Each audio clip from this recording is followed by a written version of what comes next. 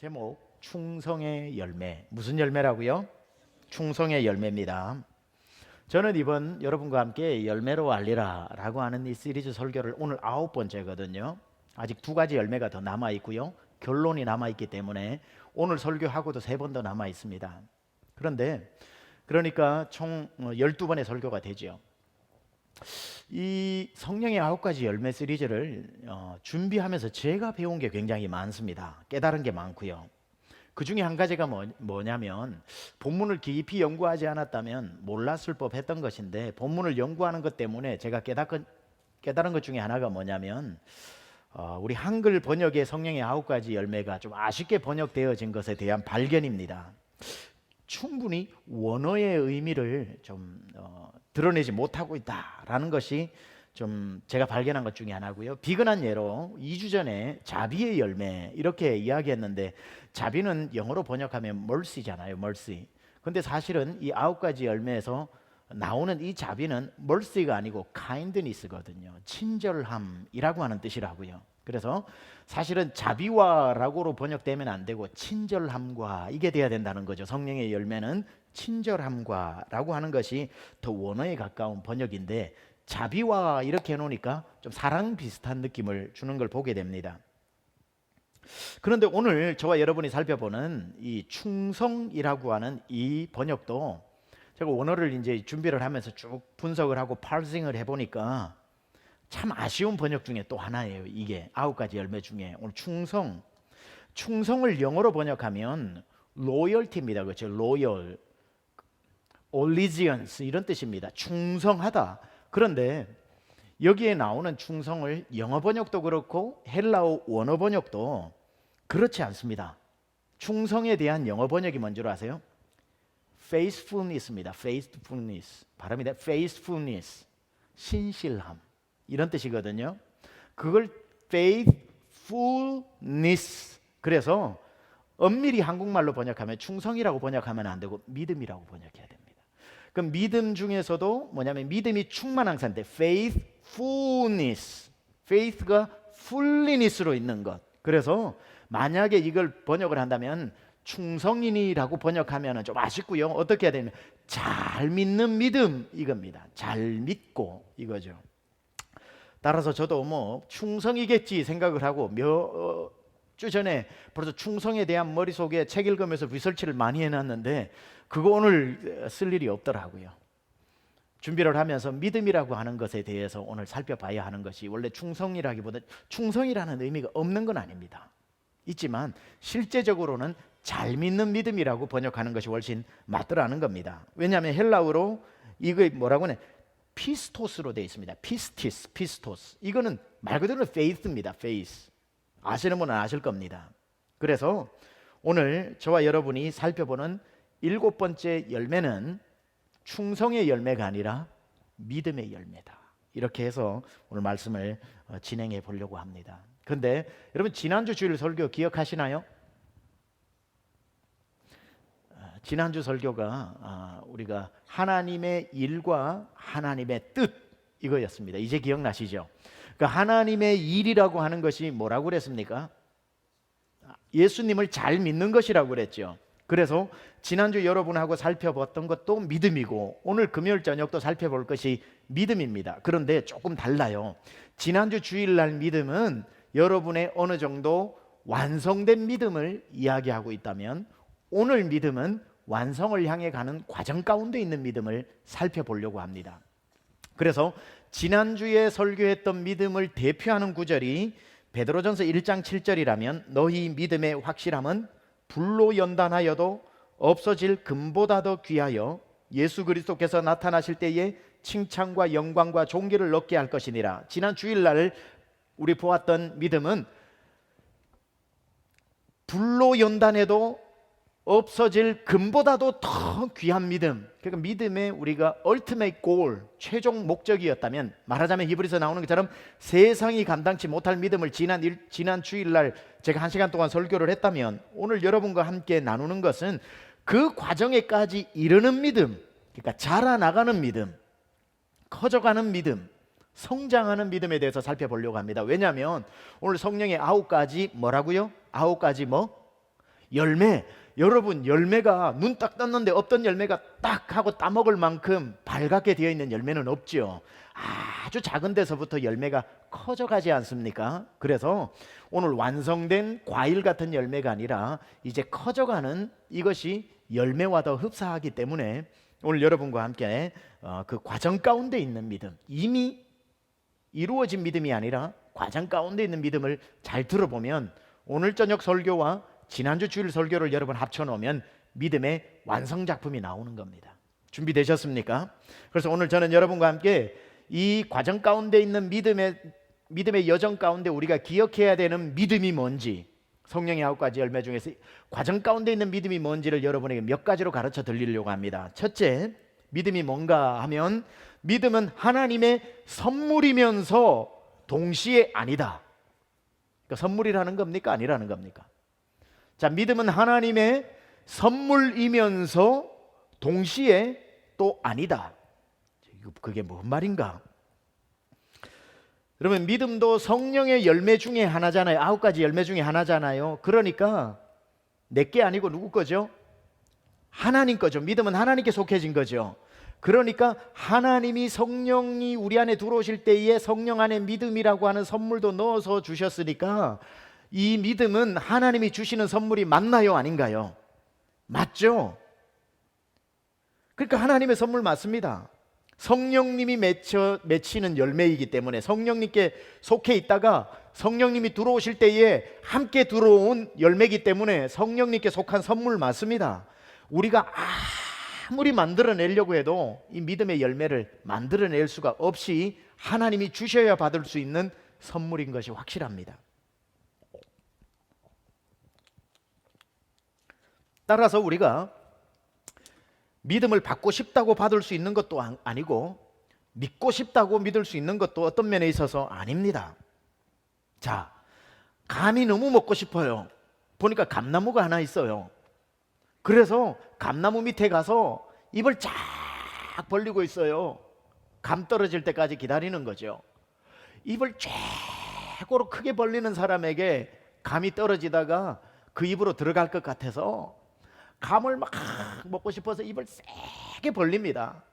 근데 문제는 뭐냐면 그 감나무에 감이 없다는 거죠. 감나무에 감이 열려있지 않은데 내 입이 찢어져라 벌린다고 해서 지성이면 감천이라서 없던 감나무에 감이 열립니까? 그렇지 않죠. 따라서 내가 아무리 믿음으로 입을 넓게 열어도 감나무에 감이 있어야 떨어져서 내 입으로 들어올 수도 있고 안 들어올 수도 있는 거기 때문에 이 성령의 믿음이라고 하는 열매는 내가 아무리 입을 넓게 열어서 먹으려고 해도 주시지 않으면 못 먹는 거기 때문에 믿음은 하나님께 속해 있는 겁니다. 그런데 놀라운 사실이 뭐냐면 여러분 입속으로 그 믿음이 들어왔다는 거 아닙니까? 그래서 여러분 지금 믿고 있잖아요. 그러니까 하나님이 도대체 여러분을 얼마만큼 사랑하시는 겁니까? 여러분에게 믿음이 들어왔으니까 하나님이 선물을 하늘에서 가지고 계시고 뒷춤에가 메롱메롱 하시는 게 아니라 그렇게 귀한 믿음, 금보다 귀한 믿음을 주셔서 여러분 안에 지금 있잖아요. 그러니까 하나님이 그것만 봐도 여러분이 내가 하나님을 믿는다라고 하는 이 사실 하나만으로도 하나님이 여러분을 얼마나 사랑하시는지에 대한 증거입니다. 내가 아무리 입을 넓게 벌리고 있다고 하더라도 무조건 믿음이 여러분 안으로 들어와야 되는 책임이 있는 것 아니거든요. 그래서 여러분에게 믿음이 있다는 건 하나님의 정말 은혜 중에 은혜인 거라서 심지어 데살로니가 후서 3장 2절 하반절은 이런 구절이 나옵니다. 믿음은 모든 사람의 것이 아니니라. 모든 사람의 것이 아닌 믿음이 여러분의 것이 되었다는 것은 기적 중에 기적인 거죠.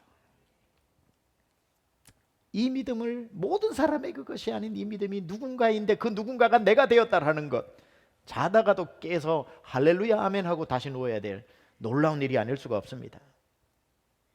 근데 우리가 분명히 알아야 될 것은 이 믿음이라고 하는 선물은 여러분이 믿기 싫은데도 목을 비틀어 가지고 입을 찢어 가지고 믿으라 하고 집어넣어주는 강요되어지는 믿음은 없다는 거예요.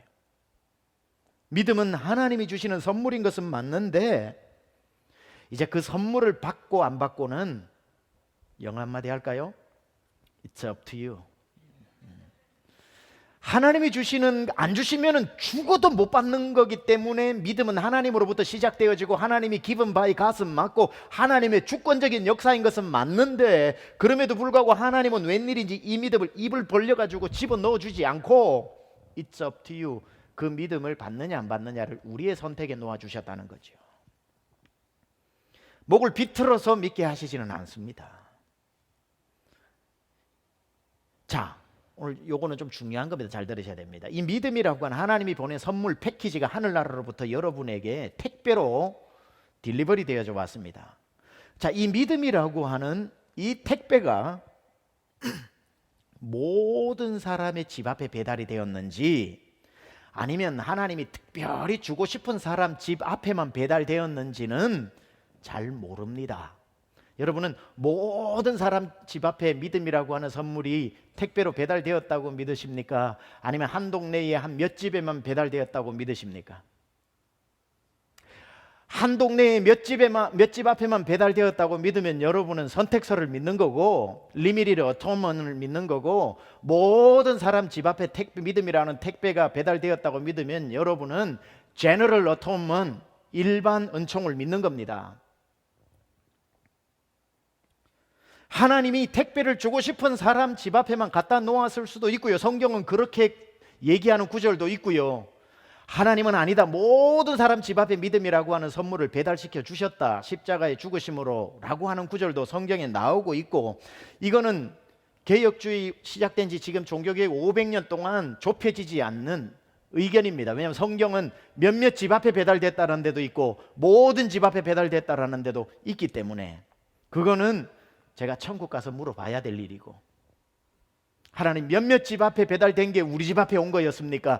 아니면 모든 집 앞에 배달돼서 우리 집 앞에 있었던 겁니까? 내가 어떻게 해서 믿게 되었습니까? 라고 올라가서 물어보면 되는 건데요, 대신 성경을 보면은 성경은 한 10배 차이로 몇몇 집 앞에 배달되었다라고 하는 것이 10구절이면은 모든 집 앞에 배달되었다라고 나오는 구절은 한 100구절 정도 된다는 것은 차이가 있습니다.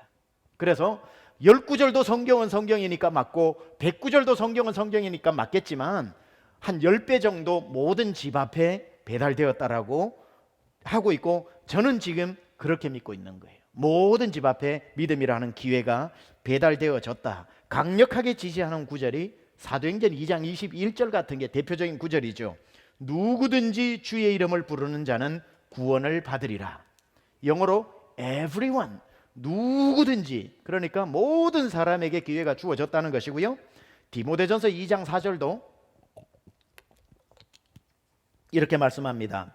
같이 한번 읽어볼까요? 시작. 구원을 받으며 진리를 이루는 데 이르기를 원하시느니라. 하나님은 어떤 사람? All men to be saved, 모든 사람이 구원받기를 원하신다. 이게 하나님의 마음이거든요. 하나님이 모든 사람이 구원받기를 원한다, 근데 선물은 몇 집만 주겠다, 이러시지는 않을 것 같아요. 그죠? 누구든지 주의 이름을 부르는 자는 구원을 받지만 그래도 몇몇만 받게 될 것이다, 이러지는 않을 것 같아요. 그래서 이외에도 이런 걸 받쳐주는 구절은 뭐 수도 없이 많습니다. 그러나 다 열거할 시간이 없습니다. 어쨌든 이 믿음이라고 하는 것이 모든 사람이 될 수도 있고 몇몇 사람이 될 수도 있겠지만, 어쨌든 중요한 건 여러분 집 앞에는 지금 배달되었던 거예요. 여러분 집 앞에는 배달된 겁니다. 지금 앉으신 여러분 집 앞에는. 이제는 배달이 됐는데 문제는 누구든지 문을 열고 그 선물을 가지고 집 안으로 들어가야 된다는 거예요. 그건 여러분의 선택이라는 거죠. 믿음의 택배는 몇몇이든지 모든 사람이든지, 저는 모든 사람이라고 믿지만 배달되었는데 뭐 할 것 없어요. 이 자리에 계신 여러분에게는 다 배달됐으니까. 그리고는 택배를 전달한 사람이 어떻게 하죠?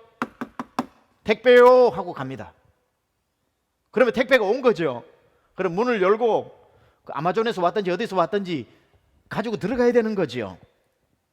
문 두드리는 소리를 듣고 택배요 하고 갔는데, 택배 왔습니다 했는데 속에 있는 사람이 저 거짓말이야, 저 여호와의 증인이야, 저 뭐 이거 몰몬교야, 저 거짓말이야 해가지고 나가지 않으면 안 되고, 하나님의 믿음이라고 하는 선물을 딱 여러분 집 앞에 내놓고 문을 두드리고 택배요 하시는 게 어디냐면 요한계시록 3장 20절이죠.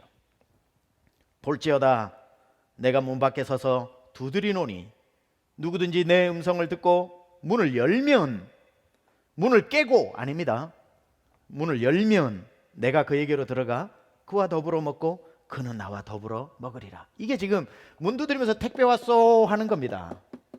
그랬을 때에 문을 안 열면은 택배 왔다니까, 문을 안 열면 에이 하고 문을 깨는 게 아니라 주님은 2000년 동안 두드리고 계십니다. 그래서 문을 열면, 따라서 하나님의 선물인 믿음을 우리의 마음속에 받아들이기 위해서는, 그 선물을 받아들이기 위해 여러분의 마음의 문을 여는 선택이 필요한 거죠. 근데 더 중요한 건 말씀드려요. 내 마음의 문을 열었다고 해서 선물이 없으면 믿음 못 가져요. 그러니까 믿음은 하나님의 것이고 하나님의 선물인 것 맞고, 그 하나님의 시작이 없이는 믿고 싶어도 못 믿어. 그냥 눈 감고 믿습니다 한다고 믿음이 생기는 게 아니에요. 믿음이 주어져야 돼요. 믿음이 주어진다는 뜻에서 믿음은 오로지 하나님의 은혜로 되는 것이지만, 그래서 내 앞에 문을 열어보니까 와 있는 건 하나님의 은혜 안에 내가 동참되어졌다는 것이지만 여전히 내가 문을 열어야 된다는 거예요.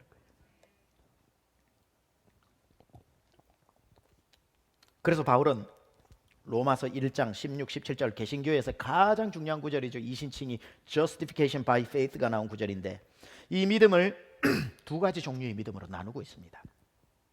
16절에 보면 이렇게 나오죠. 내가 복음을 부끄러워하지 아니하노니 이 복음은 모든 믿는 자에게 구원을 주시는, 바울조차도 예정설이고 어디 나왔던 모든 근거가 바울이었는데 세인폴인데, 바울조차도 이렇게 얘기합니다. 모든 믿는 자에게 구원을 주시는 하나님의 능력이 됨이라. 먼저는 유대인에게요 그리고 헬라인에게로다. 자, 제일 성경에서 가장 중요한 책이 로마서라고 그러고, 로마서에서 가장 중요한 장이 8장이라 그러는데 구절로서는 1장 17절입니다. 같이 읽어봅니다. 시작. 그 다음 장 시작. 복음에는 하나님의 의가 나타나서 믿음으로 믿음에 이르게 하나니 기록된 바 오직 의인은 믿음으로 말미암아 살리라 함과 같으니라. 하박국의 말씀을 가지고 인용한 건데요. 여기에 보면 제가 빨간 줄로 밑줄 쳐놨죠. 뭐라고 썼습니까? 시작. 믿음으로 믿음에 이르게 하나니. 여러분, 이 자막도 점점 발전하고 있죠. 네. 제가 점점 철들어가지고 점점 이 자막을 색깔로 바꿔라, 밑줄 쳐라 이래서 좀 더 발전하고 있는 중입니다. 자, 여기 보면 희한한 구절이 나와요. 믿음으로 믿음에 이르게 한다. 영어로 보니까 여기 by faith from first to last 이렇게 나오는데요. 믿음으로 믿음에 이르게 한다. 이게 무슨 뜻일까? 헬라어를 찾아봐야 돼요. 원어는요. 헬라어는 이렇게 에크, 피스테오스, 에이스, 피스틴 이렇게 되어 있습니다. 다시 할게요. 저도 헬라어라 잘 읽어야 돼요. 에크, 피스테오스, 에이스, 피스틴 이렇게 나옵니다. 자, 이게 뭐냐면은 영어로 하면은 에크가 뭐냐면은 by입니다. by. 그다음에 피스테오스는 faith. 그리고 에이스는 뭐냐면 into. 피스틴 이게 뭐냐면 faith입니다. 자, 어렵지만 자세히 들으셔야 됩니다. 자, by faith into faith라는 뜻입니다. 다시요. 믿음으로 믿음에 이르게 한다는 게 뭐냐면 by faith into faith입니다. 자, 그러니까 요 앞에 있는 faith와 뒤에 있는 faith는 다른 겁니다. 믿음에 의해서 믿음 안으로 들어간다는 겁니다. 무슨 말인지 이해가 되세요? 어떤 믿음에 의해서 진짜 믿음 안으로 by faith into faith라는 겁니다. 제가 지금 무슨 얘기를 하려고 하는지 이해가 되시죠? 따라서 믿음은 엄밀히 말하면 두 가지인데, 어떤 믿음을 가져야 진짜 믿음 안으로 들어간다는 거예요. 내 안에 어떤 믿음을 통해서 내 앞에 배달되어지는 하나님의 페이스 안으로 들어간다는 거예요. 다른 말로 또 설명을 하면, 저는 하여튼 쉽게 설명합니다. 다른 말로 표현을 하면 우리 쪽에서 by faith는 우리 쪽의 믿음이고요, into faith는 하나님의 믿음입니다. 그 우리 쪽에 어떤 믿음이 있어야 진짜 백이 믿음 안으로 들어갈 수 있다는 거죠. 따라서 하나님이 주신 그 진짜 믿음을 가지려면 우리 쪽에 어떤 믿음이 필요하다는 겁니다. 자, 이겁니다. 더 쉽게 설명드리면, 하나님이 여러분의 인생의 문 앞에 믿음이라고 하는 선물 택배를 배달해 주셨습니다. 자, 이게 진짜 믿음이에요. 이 믿음 안으로 이걸 소유하기 위해서는 문 두드리는 소리를 듣고 문 앞에 믿음이라는 택배가 왔다는 것을 여러분이 믿어야 되는 믿음. By faith. 이 믿음이 있어야 문을 연다는 거예요. 따라서 택배가 있다고 밖에 택배가 있어 라고 믿는 그 믿음이 있어야 문을 열고 문을 열어야 진짜 믿음이 들어온다는 건데, 아무리 밖에 믿음이라는 택배가 왔다 그래도 믿지 않고 거짓말하지 마라. 나는 택배 같은 거 보낼 사람도 없다. 그리고 그 믿지 않으면 문을 안 열게 된다는 거죠. 자, 따라서 이해가 되죠? 자, 따라서 여러분이 하나님으로부터 온 믿음을 소유하려면 진짜 백인 믿음은 아니더라도 선행되어지는 어떤 믿음이 필요하다는 겁니다. 그 믿음이 뭐냐면 믿겠다라고 결정하는 여러분의 선택이라는 거죠. 자, 왜 이렇게 자세히 설명을 하냐면 이런 사람 때문에 그렇습니다. 여러분, 오늘 굉장히 중요한 거 나갑니다. 날 믿게 해봐. 하나님이 선택했으면 목을 비틀어서도 믿게 하시겠지. 아니, 나는 몰라. 믿게 해봐. 믿게 해봐는 없다는 거예요. 하나님 목을 비틀어서라도 믿게 하는 요나처럼 사명은 할 수 있어요. 예수 믿고 난 뒤에 어떤 사명을 줬는데 난 자꾸 사업하고 딴 거 하면 목을 비틀고 뭐 교통사고를 내가지고도 뭐 신학교 가게 하는 거, 이거는 사명인 거고요. 그거 가지고 구원으로 이거 대치시켜서는 안 됩니다. 요나 봐라, 어쨌든 믿게 되자. 그건 사명을 말하는 거고요. 구원 믿게 해봐. 이게 안 된다는 겁니다. 믿음은 믿게 해봐 하고 나는 뒷짐지고 가만히 있는다고 믿어지는 게 아니라, 믿음으로 믿게 이른다는 것은요, 내가 믿겠다라고 할 때에 믿음이 생긴다는 거예요. 가만히 있는데 두 번째 믿음이 쑥 들어오는 게 없다는 거예요. By faith into faith입니다. 내가 믿겠다라는 그 믿음에 의해서 진짜 믿음 안으로 들어가는 거죠. 아무리 하나님이 여러분에게 믿음의 기회를 줘도 by faith가 없으면 안 된다는 거죠. 그런데 어떤 교단에서는 이런, 우리 침례교가 얼터콜을 많이 하거든요. 원래 전통적으로. 그래서 침례교에서는 원래 항상 예배 설교 후에 오늘 예수 믿기로 결단하시는 분은 앞으로 나오라고 얼터콜을 합니다. 재단 초청을 합니다. 그런 걸 타교단에서는 굉장히 어떤 특정 교단을 제가 말할 필요는 없는데 교단들이 막 이야기를 합니다. 그게 뭐냐? 믿음은 주어지는 것이지 오늘 결정하고 나간다라는 그런 인위적인 게 말이 되냐? 몰라서 그런 소리를 하는 거예요. 아, 내가 오늘 믿겠습니다. 손 든다고 믿음이 생기냐? 몰라서 그러는 거예요. 손 든다고 믿음이 생기는 건 아니지만 이게 by faith 해가지고 into faith로 들어가는 거죠. 그래서 믿음은 결단이 필요한 거예요. 결단이. 그래서 그 사람은 하나님 편에서 로마서 1장 17절 into faith 가기 위해서 오늘 믿기로 믿음으로 믿음에 이르게 하니까 이 믿음을 묻는 거예요. 오늘 믿겠다고 결정하는 분 손 들고 든지 앞으로 나오시라고 하는 그 결단이 있을 때의 믿음이라고 하는 선물이 들어오더라는 거죠. 따라서 굉장히 무식한 소리 같지만 정말 자기도 모르고 하는 소리 중에 진짜 복음적인 말이 있습니다.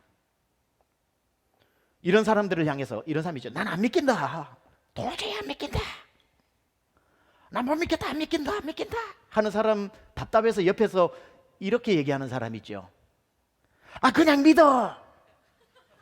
믿으면 믿어줘. 이 말이요, 엄청나게 복음적인, 자기도 모르는 사이에 로마서 1장 17절을 얘기하고 있는 거예요. 아, 그냥 믿어. 믿으면 다 믿어줘. 이게요, 믿음으로 믿음에 이렇게 한다는 겁니다. 아주 무식한 한 아주머니의 얘기, 윽박지르는 소리 같아도요, 이게 로마서 1장 17절의 정수를 얘기하는 겁니다. 안 믿게 하는 사람한테 아유, 좀 너무 따지지 말고 믿어. 믿으면 믿어줘. 할렐루야. 이게 믿음으로 by faith into faith인 겁니다. 그래서 믿음을 뭐라고 얘기하냐면 결단이라고 얘기하는 겁니다. 결단이 뭐냐면 내가 오늘 문을 열겠다는 결단입니다. 문을 열면 그 앞에 하나님 주신 믿음이라는 선물이 있다라고 믿고 문을 여는 결단. 그리고 문을 열고 난 뒤에 그 상자를 가지고 들어와가지고 믿음의 상자를 열어보면요, 열기 전까지는 몰랐던 모든 의문들이 풀어진다니까요. 이 믿음으로 이 믿음에 이르면 이 믿음 상자 열어보면 아 그래서 사람들이 그렇게 교회 다니고 그래서 성경이 믿긴다 그러고 그래서 천국이 있다 그러고 그래서 죽은 후에 세계가 있다 그러고 그래서 하나님의 말씀이 하나님 우리와 이 믿음의 상자를 열어보면 다 있다니까요. 근데 처음부터 막 덮어놓고 이 믿음 달라고 하니까 다 믿겨야 믿겠다고 하니까 아니요, 내 믿겠다는 결정에서 이 믿음으로 가는 겁니다. 그래서 믿음이 자라난다고 하는 거예요. 그래서 믿음의 단계가 있다라는 거예요. 주님이 오늘도 문 두드리고 계시는 겁니다. 따라서 이 중에 하나님이 오늘 안 믿겨지셔서 교회는 열심히 다니는데 정말 안 믿겨지는 분들 계시죠. 그런 분들요, 하나님 나 믿겨지게 해주세요라고 그래 무책임하게 하나님한테 떠넘기지 마세요. 하나님 말씀하셨습니다. 네가 결단하고 믿어라.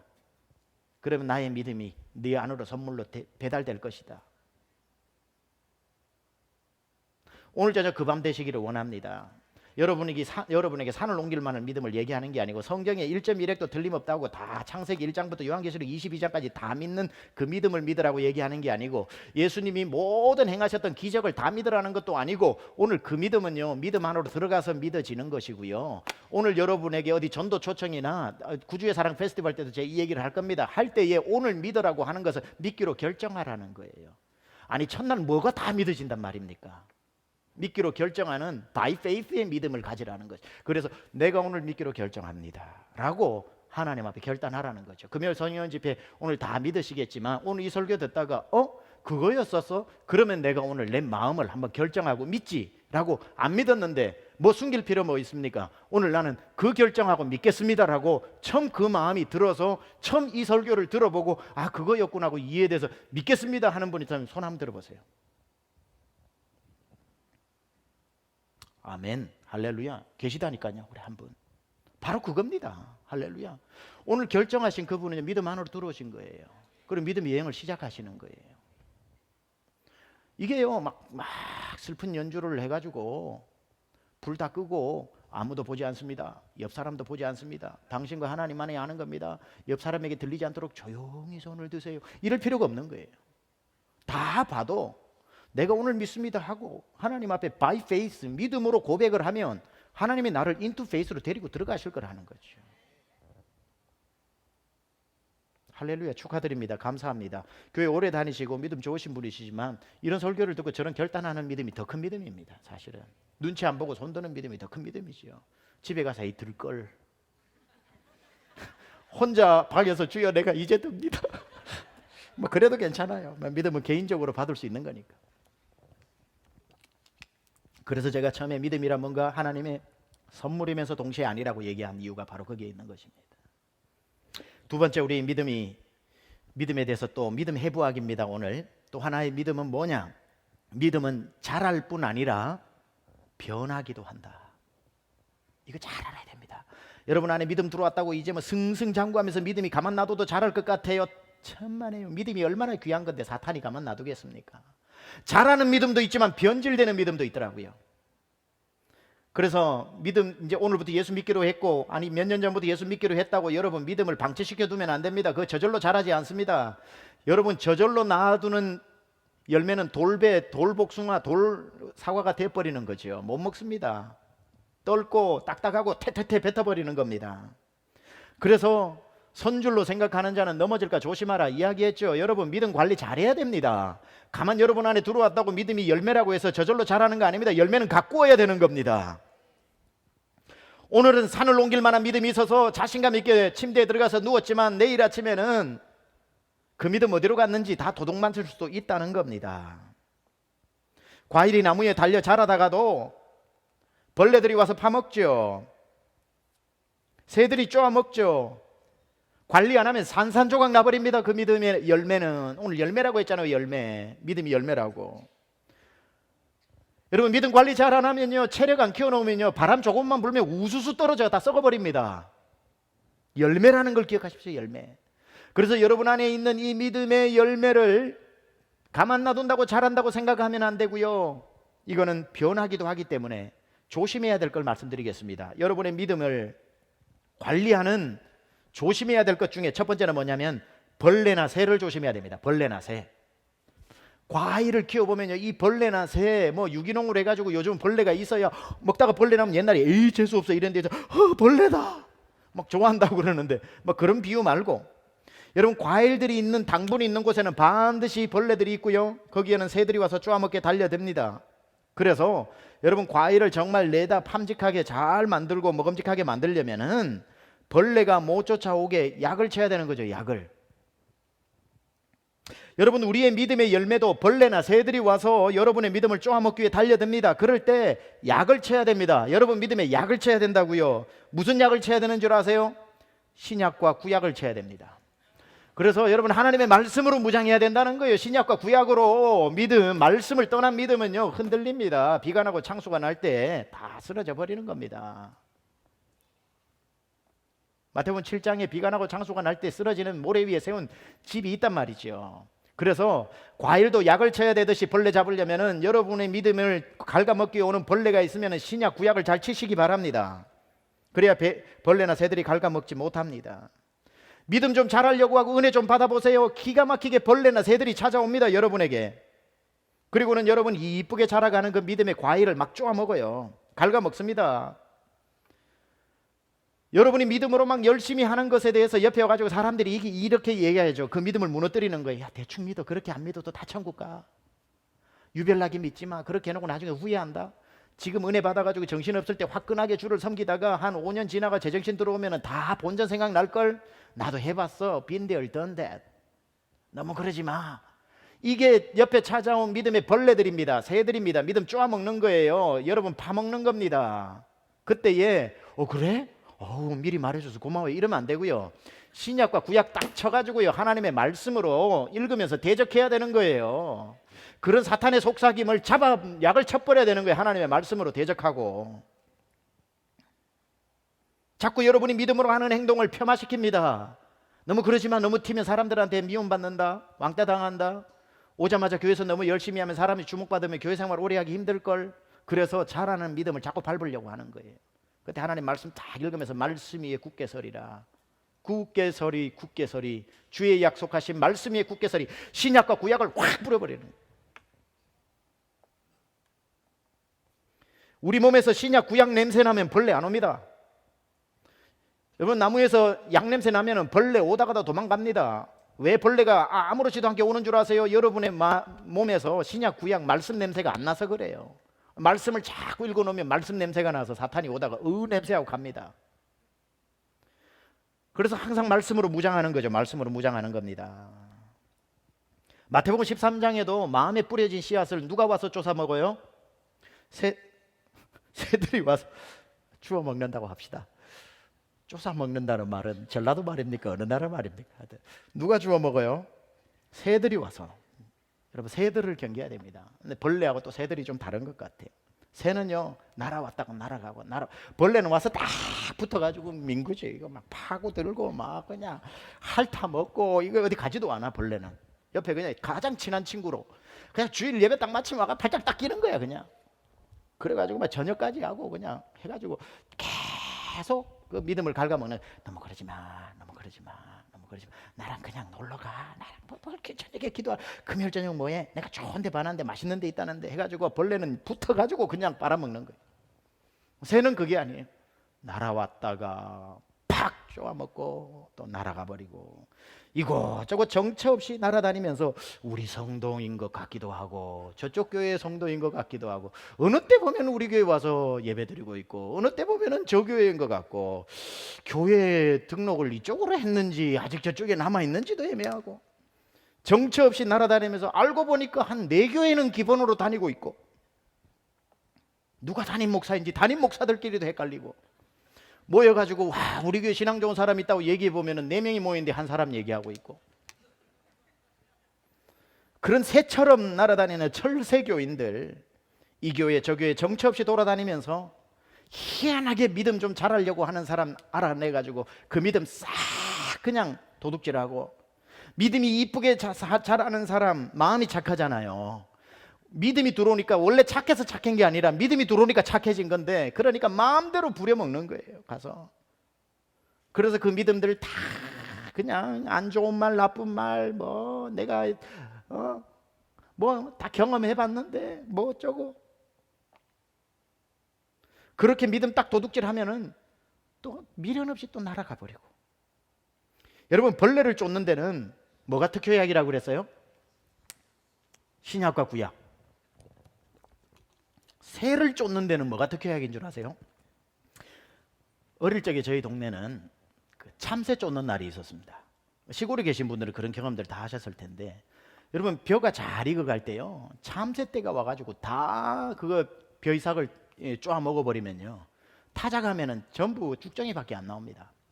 그래가지고 그 넓은 들에 전부 허수아비 세워놓고 뭐 반짝반짝거리는 줄들 달아놓고 그렇게 해가지고 하는데, 한 번 이제 딱 날 잡아가지고 동네 사람 다 나와가지고 참새 쫓아내면요, 아주 징그러워서 우리 동네는 안 오고 앞에 장성 동네만 다 가 있어요. 그래가지고 그 이장이 이제 얘기를 하는 거예요. 몇 월 며칠 날 새 쫓기 하니까 동네 사람들은 다 동네 앞에 그 뭐 회관 앞에 모여 달라는 거지. 그렇게 가면은요, 전부 뭘 가지고 나오냐, 집에 냄비 소리 나는 거 다다다다다다다다 치는 거, 그리고 뭐 소뚜껑 이런 거, 이제 농악대들이 있으니까 또 농악 와가지고 꽹과리 쨍쨍쨍쨍 하고 띵 뭐 이런 거 소리 나는 거는 다 가지고 오는 거예요. 다 가져와가지고 동네 사람 18가구 애들까지 하니까 몇몇 한 6, 70명 이렇게 모여가지고 이장이 이제 딱 지금부터 이쪽 방향에서부터 이쪽 방향으로 몰아서 저 장성 방향으로 보낼 겁니다. 그렇게 얘기를 하는 거예요. 그러면 준비됐습니까? 동네 사람 다 해가지고 시작 그러면 쾅 치면서 막 달려가는 거예요. 화이 화이 하면은 그 논에 있던 새들이 쫓아 먹다가 놀래가지고 팍 날아오르면 새까맣니다. 그러면 막 치면서 꽹가리를 치면서 화이 화이 하면서 가면은 새들이 쫙 해서 장성으로 다 가버려요. 장성에 우리 고모가 사는데, 하여튼 그 장성으로 다 가버려요. 그럼 얼마나 동네가 신나는지. 그래 집에 안 가고 이제 저녁에 동네에서 이제 국 끓여가지고 잔치집처럼 그날 저녁에 이렇게 축제로 보냅니다. 새쫓기 해보셨죠? 안 해보셨어요? 새쫓기 할 때 그렇게 쫓는 겁니다. 제가 제일 늙은 것 같아요. 저희 동네, 저희 교회에서. 이거 저희 장모님이 하신 유명한 말이 있습니다. 결혼 전에 제가 쭉 살아온 얘기를, 이제 결혼 전에 결혼 승낙 받으려니까 저희 장모님, 자네는 결혼은 내 딸하고 하는데 대화는 나랑 통하는구만 그러셨어요. 하여튼 그러면 뭐 저녁에 잔치를 하죠. 이제 새가 쫓겨나갔으니까. 자, 뭐예요 여러분, 벌레 잡는 데는 신약 구약이 특효약이면요, 새 쫓는 방법은요, 북치고 꽹가리 치고 드럼 치고 기타 치고 뭐죠? 예배하고 찬양하는 거예요. 찬양. 그래서 시편 150편에 새 쫓는 법 나옵니다. 3절에서 6절. 나팔 소리로 찬양하며 비파와 수금으로 찬양할지어다. 소고치며 춤추어 찬양하며 현악과 퉁소로 찬양할지어다. 큰 소리나는 재금으로 찬양하며 높은 소리나는 재금으로 찬양할지어다. 호흡 있는 자마다 여호와를 찬양할지어다. 할렐루야.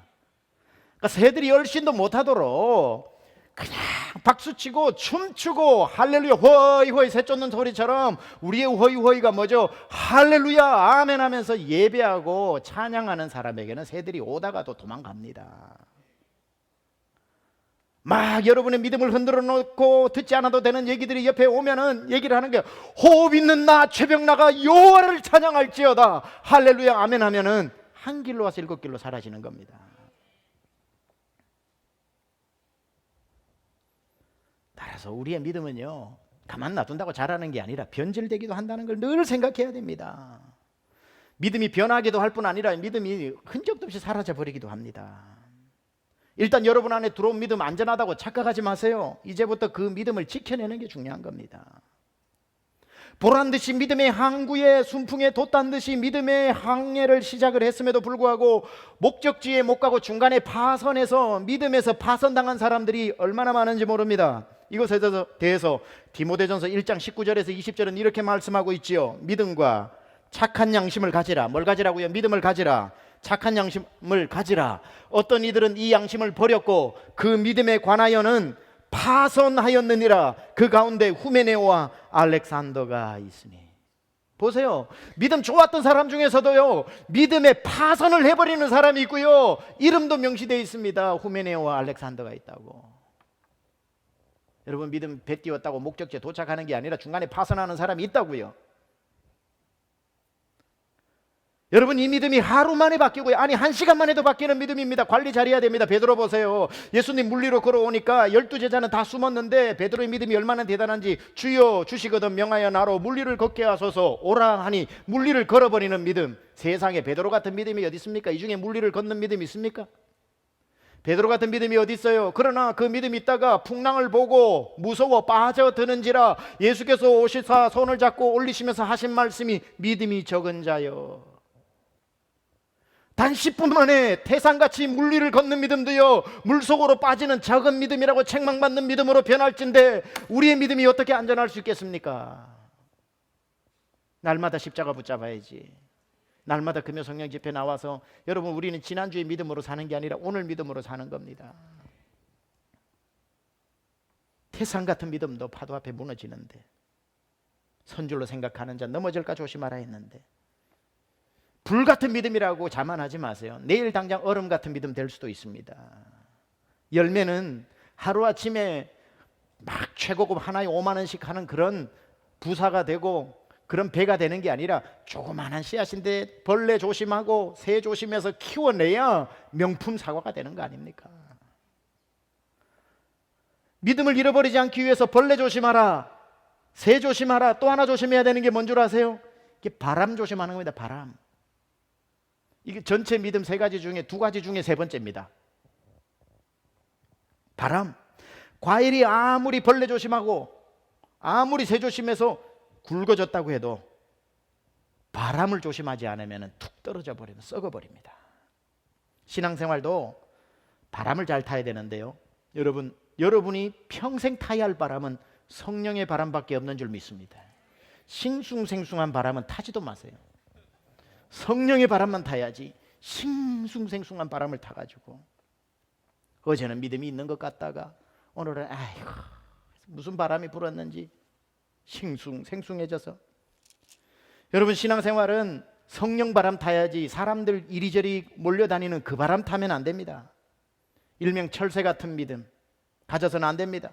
오늘은 이곳이 와 하니까 이곳에 바람 타고 내일은 저곳이 와 하니까 저곳으로 떠러다니는 바람 따라 흘러가는 믿음 돼서는 안 됩니다. 그러면 절대로 그 믿음이 열매 맺지 못합니다. 교회가 부흥할 때는 와 바람처럼 왔다가 바람 타고 왔다가 교회가 조금만 어려운 문제가 있는 징조가 보이면은 금세 바람 따라서 또 사라져버리는 그런 믿음 돼서는 안 됩니다. 세미한 교회가 여러분의 스탑 스테이션이 아니라 데스티네이션, 종착역이 되어야 합니다. 교회가 문제가 생길 때 보면 주동하는 사람이 있는가 하면요, 희한하게 주동하는 사람에게 묻어가는 사람이 있습니다. 바람 타고 가는 사람이 있습니다. 따라가는 사람이 있습니다. 교회가 이상한 바람만 불면 그 바람 따라 사라지는 사람들. 교회 너 왜 나왔어? 별로 교회에 불만도 없으면서 사람들이 우르르 나가니까 바람 따라 그냥 나가는 사람들. 뭐 사람들 다 나가니까 뭐 몰라도 문제 있겠지. 교회에 친하게 지내던 사람이 막 나가기 시작하니까 자기는 교회 불만도 하나도 없고 설교도 들을만 한데도 그냥 나갑니다. 바람 따라 나가는 사람.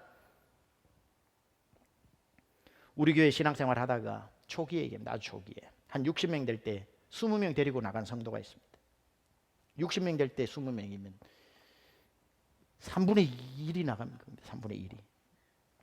이분이 얼마나 밥을 잘해서 사람들에게 밥을 잘 먹이는지 당연히 사람들이 그 사람을 따르게 되죠.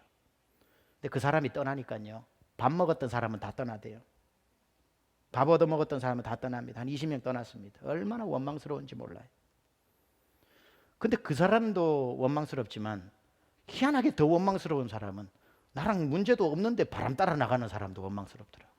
저 사람은 안 나가도 되는데 바람 후루룩 따라 나가는.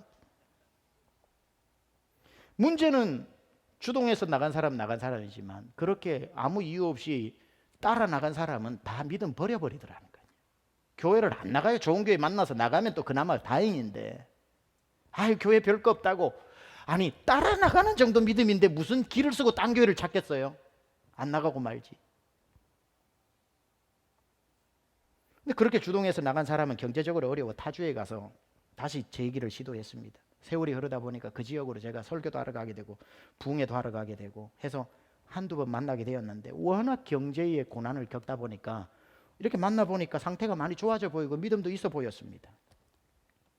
그 교회 집회도 했는데 그 목사님 얘기를 들어보니까 신앙생활 착실히 하는 것 같습니다. 이번에 전국 총회 때 만났어요. 그 목사님을. 그 담임 목사님이 저와 저 아내가 있는데 막 저쪽에서 달려와가지고 그 목사님하고 제 손을 잡습니다. 눈에는 벌써 눈물이 글썽글썽거립니다. 이야기합니다. 목사님, 그 집사 부부가 우리 성도 20명 데리고 또 나갔습니다. 우리 같은 시골교회 20명은 안 돼요 그럽니다. 속에서 얼마나 분노가 올라오든지. 그나마 잊어버렸던 옛날에 그 분노까지 올라오는 거예요. 제가 그랬습니다. 잘 나갔습니다. 그런 성도는 하루라도 빨리 나가주는 게 도와주는 겁니다.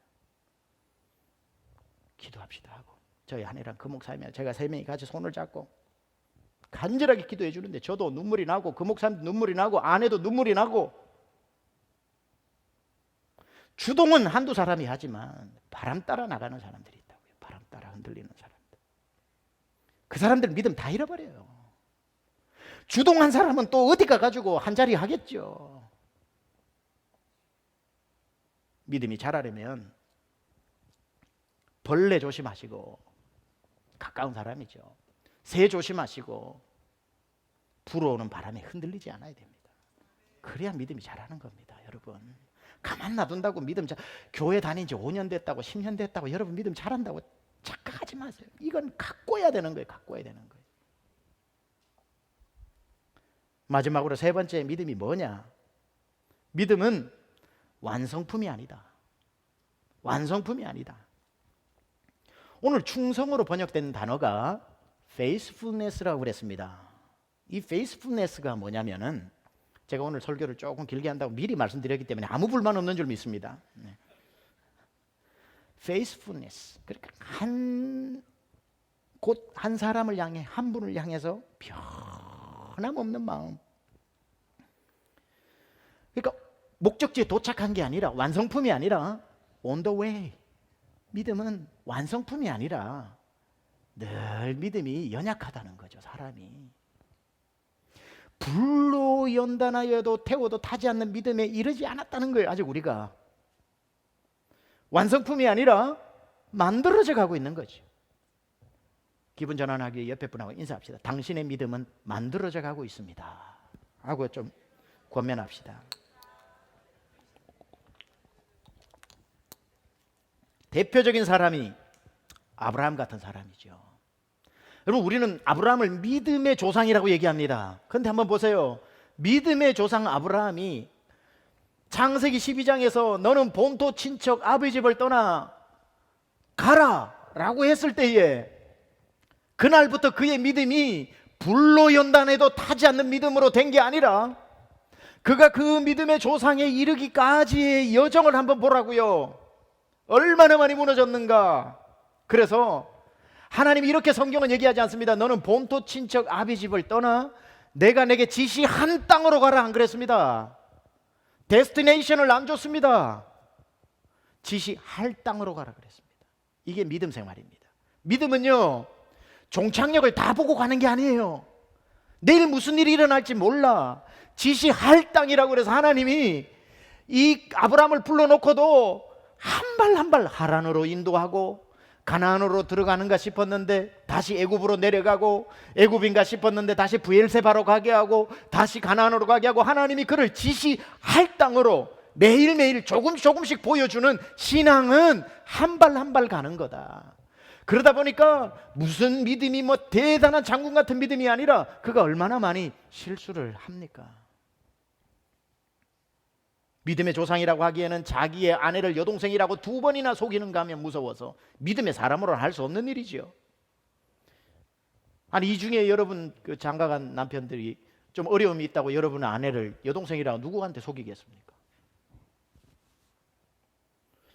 아들 이삭을 주신다고 약속을 했는데도 그 믿음이 없어가지고 급하다 보니까 하갈하고 동침해가지고 이스마엘을 낳아버리는가 하면 그의 믿음이 얼마나 흔들렸길래 하나님이 수시로 12장에 15장에 계속해서 야야야, 또 믿음 흔들리는 날은 밤에 불러내가지고 야야 아브라함 나와봐라. 네 저 하늘에 별 비나. 예. 저 별은 나의 별, 저 별은 네의 별. 네 후손을 저 하늘의 별처럼 많게 해줄 거다. 그러니 흔들리지 마라. 주님이 또 잡아주시고 또 잡아주시고 또 잡아주셔가지고 그 믿음을 흔들리지 않도록 하나님이 한 발 한 발 인도해 주시는 거죠. 믿음 생활이란 뭔 줄 아세요? 보여준 땅으로 가는 게 아니라 보여주실 땅으로 가는 겁니다. 여러분, 하나님이요 여러분에게 누구야 너는 5년 후에 이 직장에서 일할 것이고 10년 후에는 직장을 이직해서 2배 연봉 받는 그 직장으로 갈 것이고 15년 후에는 네가 저 아틀란타에 살 것이고 뭐 이렇게 하나님이 5년 단위로 보여주신 땅이 아니라 내일 일은 우리를 몰라요. 내일 일을 몰라요. 그게 믿음 생활이라는 거예요. 안개 속을 걷는 것과 같아요. 안개는요 한치 앞이 안 보이지만 발 앞은 보여요. 그죠? 이게 믿음 생활이라서 시편 119편에 뭐라고 이야기합니까? 105절에 주의 말씀은 내 발의 등이요 내 길의 빛이니이다. 하나님의 말씀은 하늘에 떠 있는 해가 아니래요. 그래서 저기 가면 되는구나 하고 아는 길은 가다가 길 잃어버려요. 근데 희한하게요, 하나님 주의 발은 내 발의 등이라고 그래서 밤길을 가는 등불은요 딱 2, 3m 밖에 안 비춰줘요. 그래서 이거 어두워서 어떻게 해? 이 길 맞냐 이 길 맞냐 이 길 맞냐 하는데도 그 길을 누가 인도하시니? 주님이 인도하시니 보고 가는 것보다 더 정확하게 목적지에 가더라는 거죠. 그래서 주의 말씀은 하늘에 떠 있는 해가 아니라 내 발의 등이라고 이야기하는 것입니다. 그래서 믿음은 완성품이 아니라 매일매일 여러분의 믿음이 조금씩 자라고 있다는 겁니다. 믿음은 날마다 자라는 겁니다. 그렇기 때문에 여러분 남의 믿음 함부로 무시하지 마세요. 어이구 그것도 믿음이라고 가지고 다니냐. 아니에요. 긍휼의 마음으로 저렇게 부족해도 저 사람의 믿음이 오늘도 자라고 있다. 저 사람 믿음 저만하면 많이 왔다. 어떤 분이 와서 그럽니다. 저보고 목사님 누구 아세요? 우리 교회 성도의 이름이 아는데요. 그 사람 세미한교회 다니는 거 맞죠? 맞는데요. 아니 목사님 알고 계십니까? 왜요? 그런 사람이 무슨 예수쟁이입니까? 아니 뭐 세미한교회 뭐 부흥한대도만 뭐 그런 사람이 다닙니까? 목사님 그 사람이 어떤 사람인지 압니까? 저는요 천하에 누가 그래도 그래요? 몰랐는데 내 조심할게요 안 그럽니다. 우리 성도는 제가 챙깁니다. 그래서 제가 그럽니다. 그래요? 근데요 교회 다니니까 그 정도 하는 겁니다. 제가 그래요. 교회 안 다녔으면 더 했을 겁니다. 제가 그래요. 맞지 않습니까? 목사님 저 사람 교회 다니는데 담배 피워요. 담배 피우면서 교회 나오는 게 낫지 담배 때문에 교회 안 나오는 게 나아요? 교회 다니니까 2대 피울까 1대 피우는 거예요 그 사람. 교회 다니는데 말술 마십니다. 그 사람 원래 드럼통 마시던 사람이에요. 교회 다녀가 은혜 받고 말술로 바꾼 거예요. 한 1년 지나면은 이제 그거 캔으로 바뀔 겁니다. 한 5년 되면 주님 오시면 술주자 나가버리고요. 성령에 불 들어오면 담배불 나가버립니다. 여러분 옆에 술 냄새 나는 사람 앉아있으면 어머 이러지 마시고요. 할렐루야 할렐루야. 술 먹고도 교회 나오는 믿음이 얼마나 큰 믿음인데. 맞잖아요. 그래서 교회는 변화되는 것이고 완성되어져 가는 것이고 고쳐져 가는 것이지. 여러분은 뭐 언제 그렇게 신앙생활 잘했다고? 다 어제 일이지. 왕년에 다 뭐 껌 좀 씹고 침 좀 뱉었던 분들 아닙니까? 근데 주의 은혜로 이 자리에 있는 거지 뭘. 괜찮아요. 뭐 여러분 술 마시고 담배 피우는 거 속이지 마세요. 그러나 싸움만 멈추지 마세요. 성령 안에서 변화시켜 달라고 주님 앞에 가슴 치면서 하나님도 오늘 한 잔 마셨는데 주여 빨리 이거 떠나가게 하여 주옵소서. 그 선한 싸움만 멈추지 않으면 돼요. 그래도 교회 나와가지고 주님 앞에 고쳐달라고 하는 게 낫지. 나는 교회 못 간다. 나는 담배 피우는 사람 못 온다 그러니까 나는 평생 끊고 가겠다. 교회 와도 안 끊어지는 걸 밖에서 어떻게 끊어요? 무슨 힘으로 끊어요? 그나마 교회 와서 자꾸 이런 설교를 들어야 아이고 성령의 불이 담배불보다는 낫네. 그러고는 담배가 냄새도 막 맡기 싫어지는 거지. 그렇지 않습니까? 믿음은요 무시하지 마세요. 누구의 믿음 잘하고 있다면 박수 쳐주십시오. 멈추거나 병든다면 속히 여러분이 세워주고 일으켜주고 저는 다리로 어그러지지 않고. 예수님 보세요. 상한 사람 주님은요 돌격 앞으로 힘 있는 사람은 나를 따르라 그러지 않고요 맨 뒤로 또 가서 상한 갈대를 꺾지 않고 꺼져가는 등불 끄지 아니하시고 저는 다리를 어그러지지 않게 하시고 챙겨서 가시는 분이라고. 챙겨서 가시는 분. 왜냐하면 그 믿음도 귀하니까.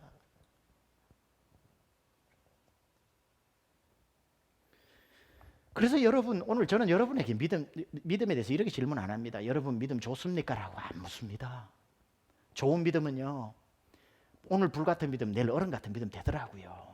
그렇게 묻지 않고요, 제가 묻고 싶은 질문은 이런 질문입니다. 여러분의 믿음 잘하고 있습니까? 한 겁니다. 잘하고 있으면 돼요. 어떤 사람은 10년 전에 시작했기 때문에 여러분보다 믿음이 좋은 것 뿐이지 여러분보다 믿음 더 좋은 건 아니에요. 난 늦게 출발했는데 어떻게 더 좋을 수가 있어요? 그 사람하고 나를 비교하지 말란 말이에요. 어느 사람은 태어날 때부터 교수님 집안에서 태어나가지고 어릴 적부터 교양 훈련을 잘 받아가지고 예수 안 믿어도 예수 믿는 사람보다 더 잘 살아. 그러다가 예수 믿으니까 더 잘 살아버려. 출발이 70점에서 출발했고, 나는 태어날 때부터 무당집 아들에서 백정집 아들에 태어나가지고 배운 게 욕부터 시작했는데 예수를 믿어서 출발이 30인데 어떻게 70에서 예수 안 믿을 때 70점과 예수 안 믿을 때 30점이 같이 출발해서 나는 50점 됐고 이 사람 80점 됐는데 여전히 비교해보면 80점이 50점보다 이 사람 박수 쳐주지만 주님은 30점 올라간 나를 박수 쳐주신다고요.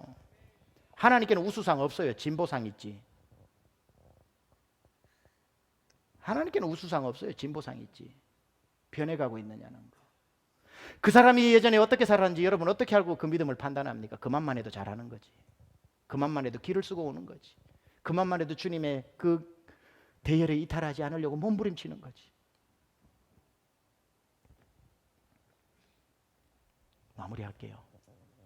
믿음이라는 것이요, 대단히 막 나 죽어도 의심 안 돼, 나는 뭐 이런 게 아닙니다. 믿음은 방향성인데요, 이번 청년 수련회 때 했던 이야기를 여기에 마무리로 하려고 합니다. 믿음이 어떤 건 줄 아세요? 여러분 나침판 있죠. 나침판의 빨간 좌선은 어디를 향하고 있습니까? 좌침은 항상 북쪽입니다. 북쪽 이쪽이죠. 항상 북쪽입니다. 일로 돌아도 이쪽입니다. 뒤를 돌아도 이쪽입니다. 일로 가도 이쪽입니다.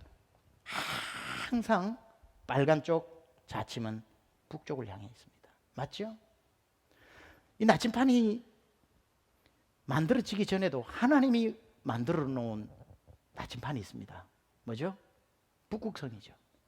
북극성은 뒤를 돌아도 저쪽에 떠 있으면 저게 북쪽이고 이쪽을 봐도 저게 떠 있으면 저게 북쪽이고, 그죠? 그걸 보고 밤길에 길 안 잃어버리고 집에 가는 거 아닙니까? 나침판은 항상 북쪽을 향해서 굳건하게 서 있는 것 같지요? 나침판 보신 분은 아실 겁니다. 우리는 군대 특수부대니까 늘 가지고 다녔는데 끝을 보면요, 나침판 끝이 북쪽을 향해 있는데 떨고 있어요. 항상 이쪽인가 저쪽인가 이쪽인가 저쪽인가 저쪽인가, 그러나 이쪽이다 이러고 있는 거예요. 이렇게 믿음이요 딱 해서 안 움직이는 게 아니에요. 오늘도 시험이 오고 저 사람 보면은 흔들리고, 또 이런 어려운 경제적 어려움이 있으면 흔들리고, 또 이거 하다 보면 흔들리고, 내 믿음이 흔들리지만 그래도 아무리 나침판이 흔들려도 기분 나쁘다고 이렇게 돌아가는 건 없어요. 흔들려도 이쪽이 흔들려도 믿음이라는 것이 오늘도 흔들리고 내일도 흔들리지만, 그러나 믿음의 주요 온전케 하신 예수를 향한 이 좌표는 바뀌지 않는다 이 말이에요. 이게 믿음입니다. 믿음은 방향성이라고요. 좀 흔들릴 때도 있죠. 그러나 그 방향이 남쪽으로 향하고 동쪽 서쪽으로 향하지 않는다는 것이지요. 사도 바울의 이야기로 마무리할게요. 여러분, 사도 바울도요 다메섹 도상에서 자기의 눈으로 주님을 봤습니다. 고린도 후서 13장에서는 12장에서는요 3층천 천국을 갔다 온 사람입니다. 그 정도면 믿음 흔들릴까요? 안 흔들릴까요? 여러분이 그 정도 그토록 예수님 한 번만 보여주시면 내 생에 한 번도 의심하지 않겠습니다. 한 천국 한 번만 보여주시면 내가 주님 절대는 의심하지 않겠습니다.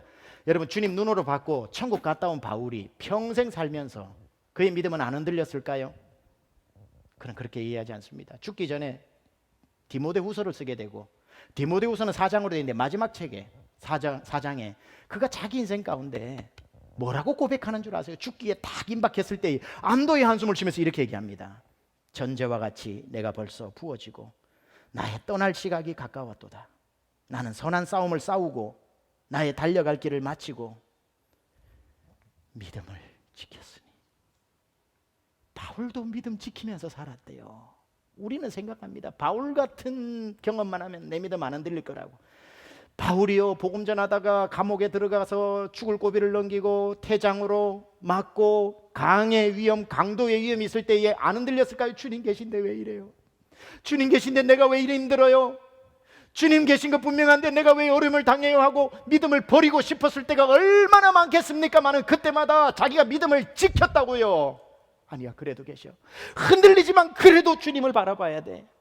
그리고는 이제는 이룰 수 없는 마지막 호흡에 내가 믿음을 지켰으니, 지킨 자에게 주시는 말씀, 이제 후로는 나를 위하여 의의 면류관이 예비되었으므로 주 곧 의로우신 재판장이 그날에 내게 주실 것이며 내게만 아니라 주의 나타나심을 사모하는 세미한 교회 모든 성도에게 도니라. 할렐루야. 세상 흔들리고 사람들을 주를 떠나도 나는 이 믿음 지키겠다. 우리 찬양팀 올라오고. 오늘 제가 전할 말씀은 다 전했습니다. 여러분 말씀, 오늘 저녁 말씀 여러분 기억하십시오. 오늘 기도하면서 하나님, 주님만 바라보겠습니다. 벌레 조심하고 새들 조심하고 바람 조심하고 믿음 방치시키지 않고 내 믿음의 밭에, 텃밭에 잡초가 무성하게 자라지 않고 내 믿음의 열매가 전부 쪼아먹어서 상처투성이지 않고 주님이 이 믿음 지켜내겠습니다. 바울처럼 마지막에 고백할 것, 하나님 선한 싸움을 싸우고 저도 믿음을 지켜냈습니다. 잘했지요 주님. 나 좀 칭찬해 주세요. 잘했지요 주님. 그날 몇 년 몇 월에 집에 부도간에서 내일 먹을 양식 없을 때도 주님 원망하지 않았던 믿음 지켰습니다. 제 마음에 원망이 있었어요 솔직히 주님. 근데 주님 버리지 않았습니다. 지켰다고요. 내 자녀가 나의 손에서 떠나가서 먼저 주님 나라 갈 때에 내가 이런 하나님 믿어서 뭐하냐고 밤새도록 하나님 원망했지만 그 다음날 또 믿음 챙겼어요. 살다 보면은 내가 생각지도 못했던 말도 안 되는 기가 막힌 일 당해서 에이 하나님 믿어도 소용없다고 밤에 눈물로 지새웠지만 그 다음날 다시 일어나 주님 죄송해요 죄송해요, 어젯밤 내 입에서 나온 말 죄송해요 하면서 내 믿음 지켰고, 하나님이 보내신 이곳에서 여러분 세미한 교회가 여러분의 믿음의 종착역이 되어서 주님 오실 때까지 주의 일을 실컷 하다가 갑시다. 찬양합시다. 세상은 들리고 사람들은 변하여